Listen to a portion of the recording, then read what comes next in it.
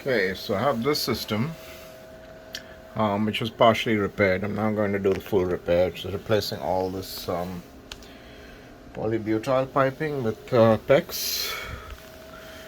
So the first thing I need to do is decide where to cut, and I think I will cut here. The reason is this is PEX, and I'll cut here, and then I'll cut here, so it's symmetrical. And then I can lower this a little bit, so it's not as wonky about the whole thing. And I'll also patch up this hole. So I'm gonna twist this a little bit, and then yeah, let me see what I can do here.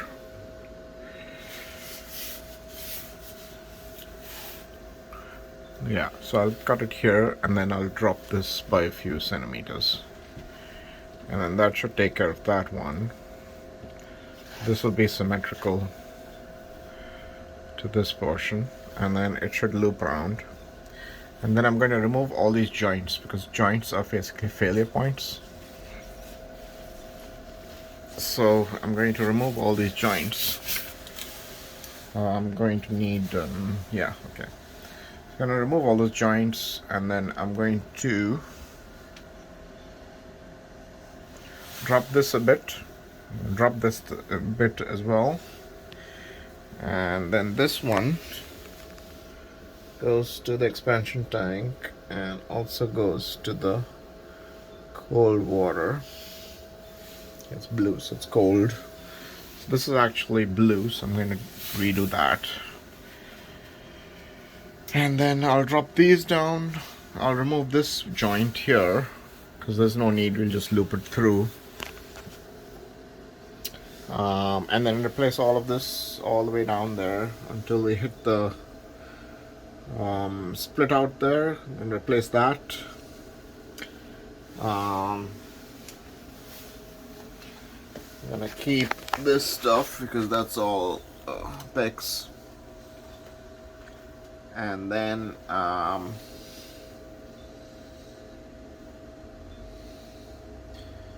yeah, probably cut it here, and that should split out that one. Actually, I cut it here, and that should split out that one. This is copper, so this is PEX, so that's gonna be done. And then split it out there at the bottom and replace that entire section of pipe. I think that should be it. Yeah, so first order of business, I'm going to schematic it out and then start doing it. So this is basically a schematic of it. I have the hot and the cold. Cold goes and splits down there, which I'll cut, and then hot goes down and splits into two, which I'll cut again. I've got these to mark hot and cold because it's just a pain to figure out which is which. I'd prefer to use the PEX color piping, but reds and blues were not available, so I'm going to stick with this stuff. This is the Crayola permanent markers. And I've got this stuff, which is the Iris kit.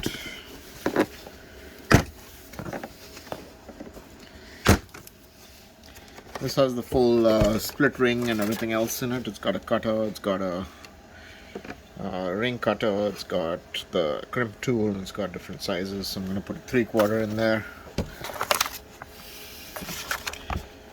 This is the Iris eye crimp kit.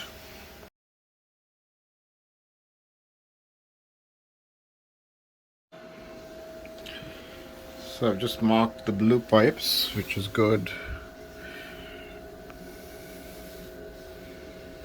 So I'll know which is which. And then I'll mark the red. This is all blue.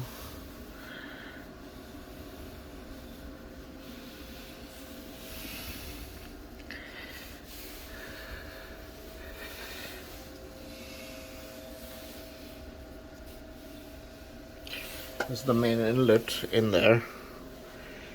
And then this was split out into all red. And then of course this one is also PEX A, but I've got now the good stuff, which is this stuff, which is Upanar's PEX A which is the really good stuff. So I'm going to be using this really good stuff in there. And then I'll need to do all the drywall and paint this whole thing. So now I've marked the red stuff as well, so I know it's a red thing. So it's time to start cutting. I'll have to power out the Rinnai, which is powered down. Power off this guy, which is powered down. And that kills off those. And then pressure down the thing, which is gonna be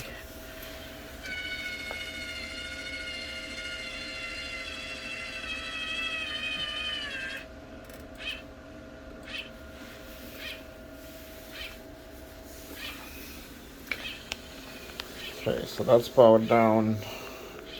I'm gonna dump the pressure in the main line, which is still at 55. Just past 55, so it's good.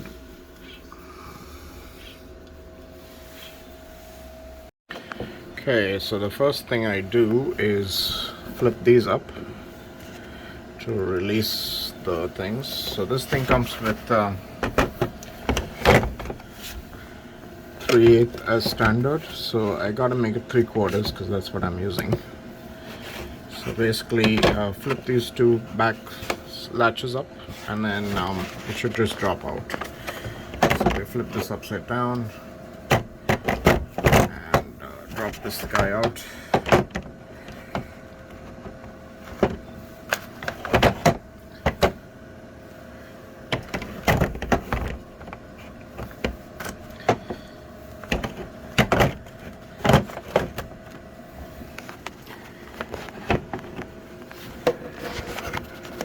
Expand these a little bit, and then this guy comes out. So there's two hobs. Expand this a bit more. Like one-handed is a pain, but anyway. So gotta get this guy out. Then I gotta get this guy out. These things will catch on these things. So I take 3/4, which I'm using PEX 3/4, and slide them in. That's my 3/4 ring, 3/4 ring. And then I put these where the 3/4 used to be. So they fit in nicely. So that's a 3/8, and this is my 3/4 ring. Now snap them in and then lock them in place from the back. So it's pretty straightforward. Get in there, and then it locks in. Okay, so that's what it looks like when it's locked in place. So I've locked these in fully, and you can see I now have 3/4 PEX, which is what I'm going to be using. I've got a bucket full of all the PEX stuff. I've also got this ball of yarn to basically trace out the length of the pipes before I put them in place, approximation. So that'll be helpful. And then I've got a little hammer for hammering in the little tongs to get these things in place. So basically you hammer this end and it slides up, clicks into place like that, and the pointy end comes out here and then punches into the whatever support you have. I've got a couple of clips to keep these in place for the yarn, and yeah, so that's what you're gonna do. I also have this guy, which is my go no go gauge, which is very important because this guy allows the ring to fit in, and if the ring fits into the go, it's fine. If it goes beyond that, then it's a no-go. You crimped it too tightly, or your tool needs to calibrate it again. You calibrate it by turning these knobs here. So right now it's a new tool, so it shouldn't need any calibration, but you'll see how it goes. Okay, so the next thing I have to do is adjust these decrimper tools. So I have my cutter here, which is great. Cutter doesn't need adjustment, so I need to adjust this guy to 3/4. So first unlatch it, and then there's a knob on the back which says 0, minus, and plus. And the way you're gonna do it is basically, so 3/4 is a plus sign basically, so you got to get the plus sign up there. Minus is for half brass, 3/4 ppsu, and that's the way you do it. Basically position it and cut, and that'll cut the rings off, and that's how we do it. So I have it set to plus now, so that's 3/4 or 1-inch brass, so that's what I want to crimp. And then this thing will only crimp to that depth. You can see the thing stops there, and that's fine. So that one's set correctly. So let me just review the tool catalog.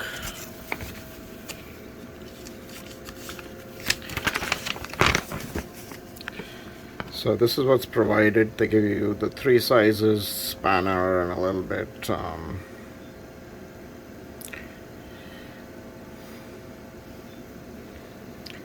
just you open the handle, loosen the back nut. Okay.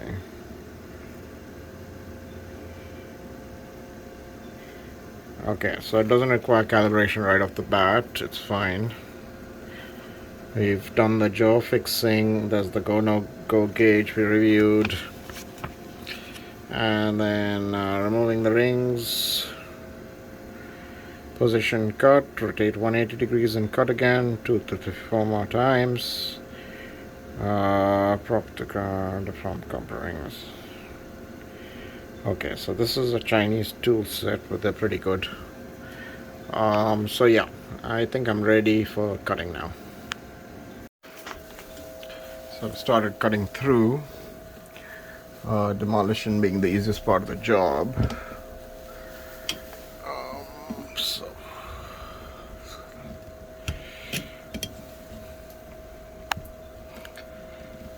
the PB being slightly harder to get through than the rest of it, but it's still happening. So let's start slicing through these things. Okay, so lining it up and testing it out, it seems the plus sign needs to come here, which is the selection marker. So that's where it needs to go. And then it'll cut cleanly. Otherwise, you can see I've tried it here. It doesn't cut all the way. So basically you need to change that out. Then it should cut cleanly. Right, so you can see the defective PB that I pulled out this section is Polybutyl PB2110 is TMD309. It's actually made in Canada, which goes to show you that yeah, countries manufacturing not necessarily good. Instead I'm replacing it with this up north stuff, which is the good PEX. And this stuff doesn't say where it's made. I guess it's made in the USA. Up north PEX.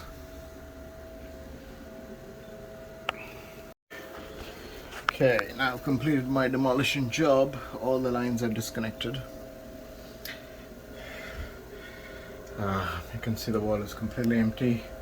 You have these two sticking out, which I need to fix the new pipe on. So next step is bad pipe out, good pipe in.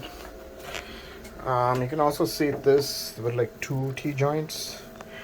Don't exactly like that system. So what I'm going to do is do 2 half T-joints, and then I don't need anything else, right? So going to see if I can get like a quad adapter or something, or see if I can make do with the stuff I have already.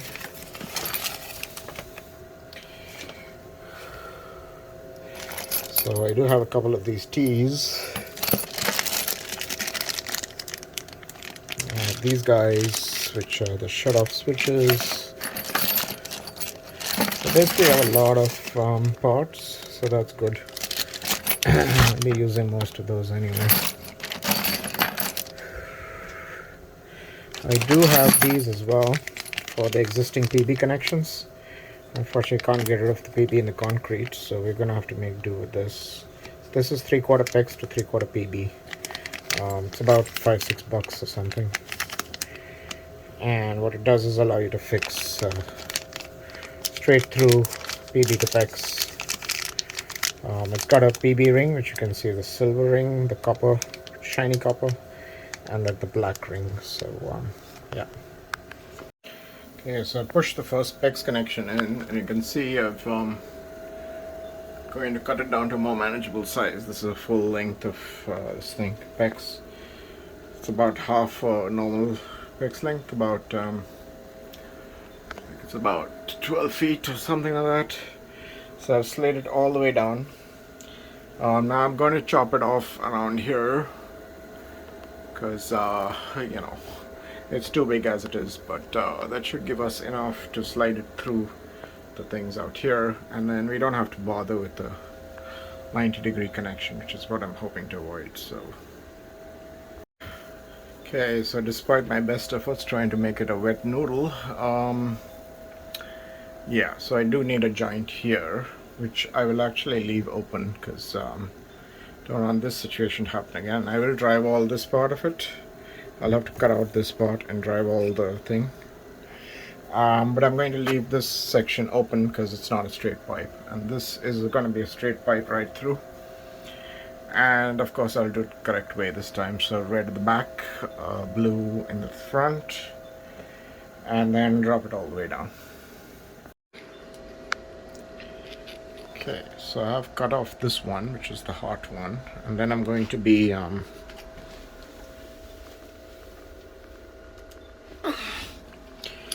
basically putting a 90-degree on it. Now the 90s, basic thing you have to do is make sure the ring goes up here in the middle, otherwise it's going to leak. The way to do it is to put a spacer which covers the thing, and then the ring goes on the spacer, and that should stop the leak. That's what we're gonna do. And the good thing about the PEX is you can actually see brass through it. It's translucent, so I can see the correct position of the ring.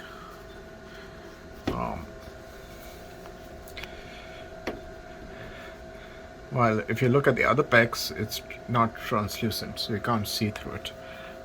So this is good. That also means I can check my spacer settings, so make sure that it's aligned perfectly. And that's the perfect position to crimp.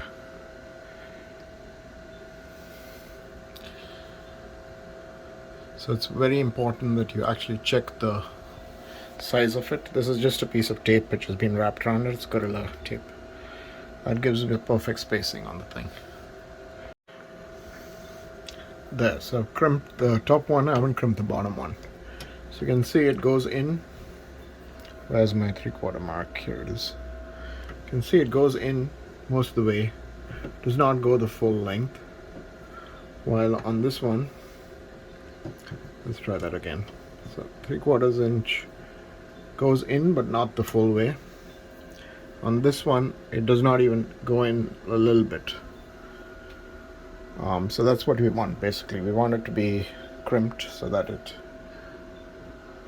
holds it, but it does not crush it excessively. And you can see with the regular, it'll just go in like that. So, and you can see this one post crimping, it goes in almost halfway, does not go in the full way, so it's on the good side. This one is also good, does not go in all the way, there's still a little gap. That means it's sitting on the good mark.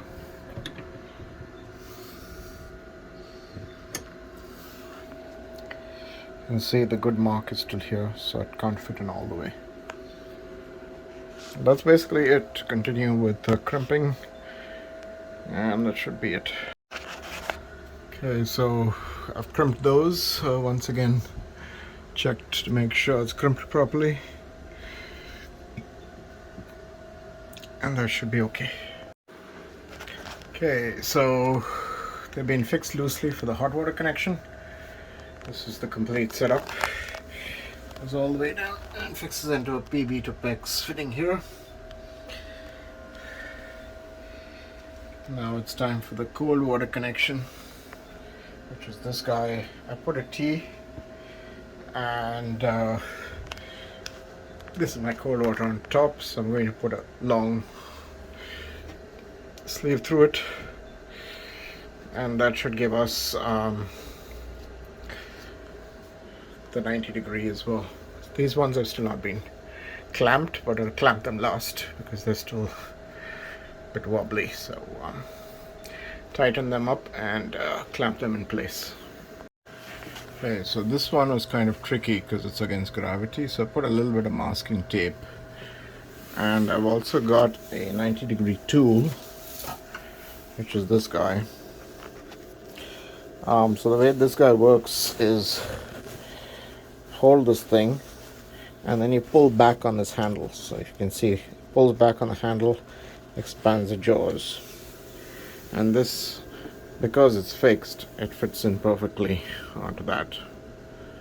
So that's the way to do it. Basically I have to squeeze it together to get a crimp and then release. Okay, so I've dry fitted everything.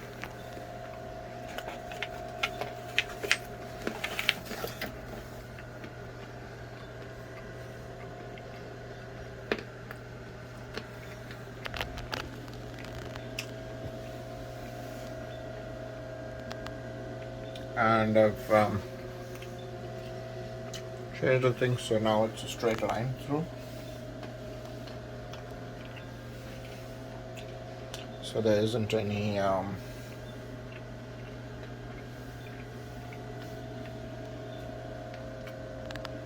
hidden T-junction. So now it's time to crimp all these connections together. Okay, so the top ones have all been crimped. Now I can remove the painter's tape to hold the things in place, and these are all crimped properly. Seems to be good.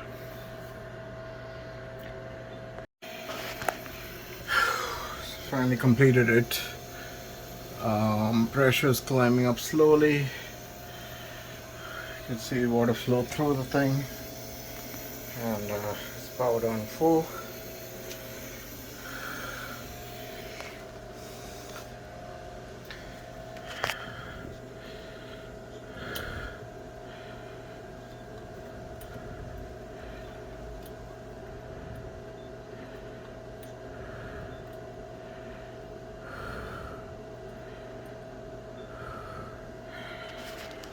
Pressure is gradually climbing to 50 psi. I'm going to drain out all the air from the system now. Okay, everything is powered on now.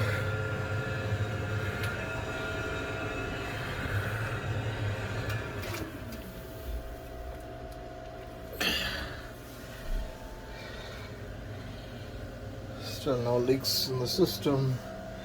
Pressure's climbed up a little bit.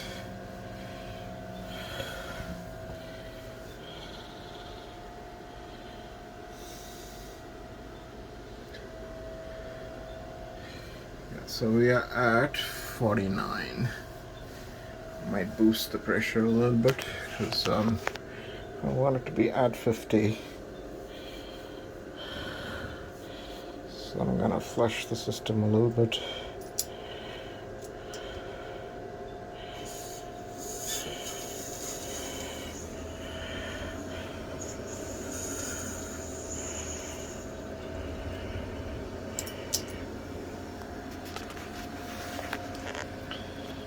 Seems to be no leaks so far.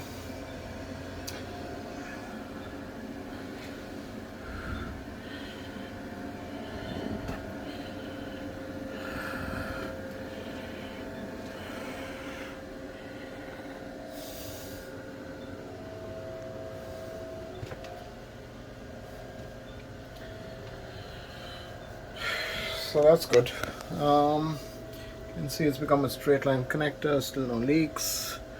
I'm going to leave it like this and see if my thing alerts me with any other leaks. Set this one back to normal.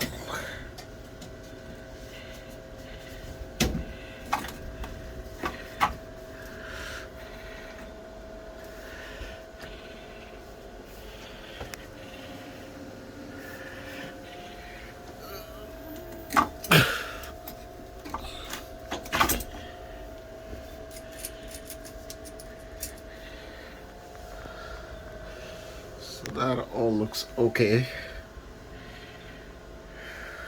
I'm gonna move this thing out so it's not wet. I do have water in this bucket, so I'm gonna have to empty that out. But it's been a long day, so that's the basic system. PEX replacement for polybutyl.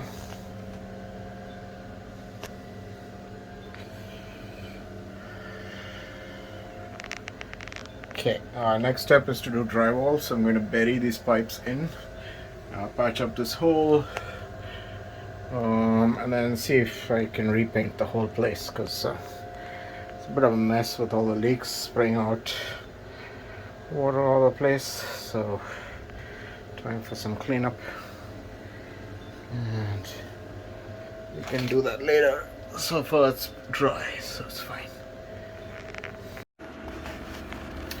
Okay, so this is 24 hours later. You can see pressure's gone back to normal, 50 psi, and nothing seems to be leaking so far.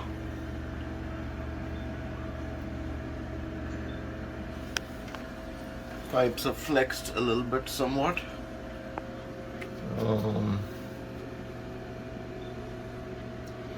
But everything seems okay.